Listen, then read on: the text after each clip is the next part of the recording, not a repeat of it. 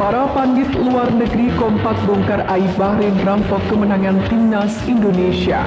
Pelatih Cina respon kombinasi skuad Garuda racikan STY, alarm akumulasi, 7 penggawa Garuda terancam absen di laga berikutnya. Bukan hanya wasit, panpel Bahrain terbukti rugikan timnas Indonesia. Push leg di bawah, lanjut simak informasi selengkapnya sebagai berikut.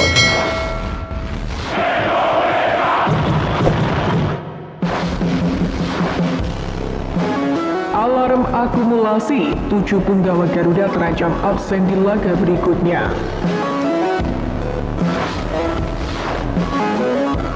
Terdapat 7 pemain timnas Indonesia yang sejauh ini terkena kartu kuning di putaran ketiga kualifikasi Piala Dunia 2026 zona Asia. Situasi ini jadi alarm agar tak terkena akumulasi kartu. Sebab jika satu pemain mendapatkan kartu kuning dalam 2 laga berbeda, maka yang bersangkutan dilarang bermain pada pertandingan berikutnya. Adapun pemain yang sudah mengantongi kartu kuning adalah Kelvin Verdonk, Muhammad Ferrari, Martin Pas, Justin Hubner, Ragnar Oratmangun, Marcelino Ferdinand, dan Ivar Jenner. Kelvin Verdonk dan Muhammad Ferrari serta Martin Pas diganjar kartu kuning saat menghadapi Arab Saudi, yakni pada matchday pertama fase ketiga kualifikasi Piala Dunia 2026. Sedangkan Justin Hubner adalah satu-satunya pemain skuad Garuda yang mendapatkan kartu kuning. Ia diperingatkan wasit saat timnas Indonesia menjamu Australia di Gelora Bung Karno. Kemudian, Oratmangun, Marcelino, dan Ivar Jenner mendapatkan kartu kuning dalam pertandingan melawan Bahrain.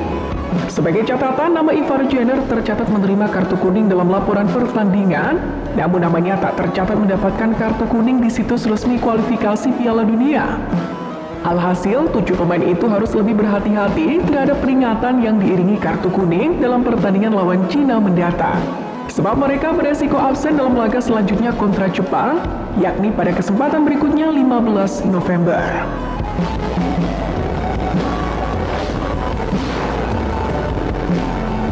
Pelatih Cina respon kombinasi skuad Garuda racikan STY.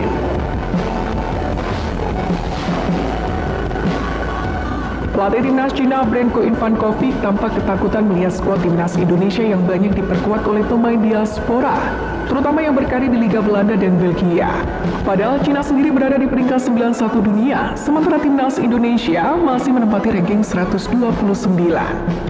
Alasannya ialah tim naga menjamu skuad Garuda dengan modal yang buruk. Mereka sama sekali belum pernah menang dari 3 laga yang sudah berjalan. Dan terakhir dibantai Australia 1-3 di Adelaide sehingga terpuruk di dasar klasemen grup C. Sementara timnas Indonesia punya catatan yang lebih baik meski sama-sama belum pernah menang. Namun setidaknya Jesus dan kawan-kawan juga tak terkalahkan karena menahan imbang tim-tim kuat seperti Saudi, Australia, dan juga Bahrain. Karena itulah Branko Ivankovic tak mau menganggap remeh tim merah putih. Terlebih lagi, ia menilai Indonesia punya banyak pemain naturalisasi yang berkarir di Eropa sehingga wajib diwaspadai. Indonesia juga punya tim kuat dengan banyak pemain naturalisasi yang sebagian besar bermain di Belanda dan Belgia. Kita tidak bisa menganggap remeh, ujar Branko Ivankovic. Saat ini skuad Garuda sendiri berada di peringkat kelima klasemen sementara grup C, persis di atas Cina yang sama sekali belum mendapatkan poin. Hilgers dan kolega sementara memiliki 3 poin dan hanya terpaut 1 angka saja dari Australia, Saudi Arabia, dan Bahrain yang duduk di urutan 2 hingga 4. Para pandit luar negeri kompak bongkar aib Bahrain rampok kemenangan timnas Indonesia.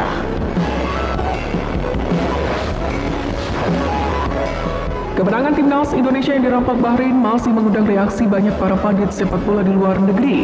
Bukan tanpa alasan, keputusan dari wasit yang memimpin yakni Ahmed Alkaf dinilai merugikan timnas Indonesia.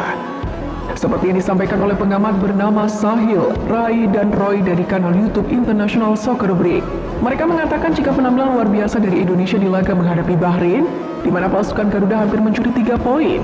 Pada kesempatan ini, salah satu pengamat sepak bola bernama Sahil juga mengatakan jika sebelum pertandingan masyarakat Indonesia mungkin akan senang jika timnya mencuri 1 poin dari Bahrain. Tapi setelah melihat pertandingan, menurut Sahil timnas Indonesia benar-benar dirampok di laga tersebut. Pernyataan ini pun langsung disambut oleh pengamat lainnya yang setuju jika timnas Indonesia dirampok di laga itu. Sejujurnya, saya tidak mengerti, saya merasa 6 menit berarti 6 menit. Benar dan mungkin sedikit tambahan, tetapi bagi saya itu berlangsung terlalu lama dan seperti keuntungan kandang bagi Bahrain. Sambung salah satu pengamat.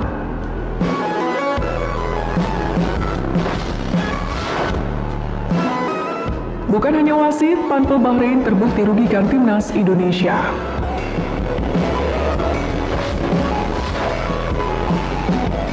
Timnas Indonesia ternyata tak hanya dizalimi oleh wasit Ahmed Alkaf yang memimpin pertandingan kontra Bahrain. Pasalnya, skuad Garuda juga dilarang menyapa supporter yang hadir langsung di stadion usai laga.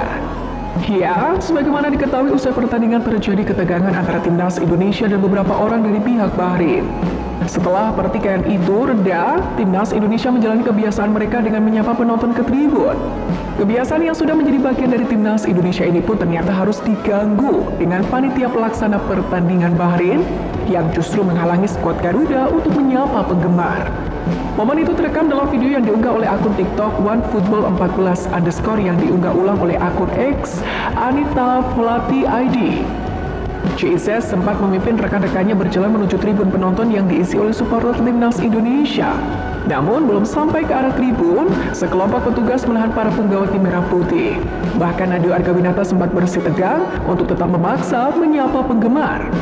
Tak ada alasan jelas kenapa skuad Garuda tidak diizinkan untuk berpamitan dengan supporter Garuda. Padahal hal itu telah menjadi kebiasaan sakral bagi timnas asuhan Sintayong kepada Garuda fans yang telah hadir mendukung dimanapun timnas Indonesia bertanding.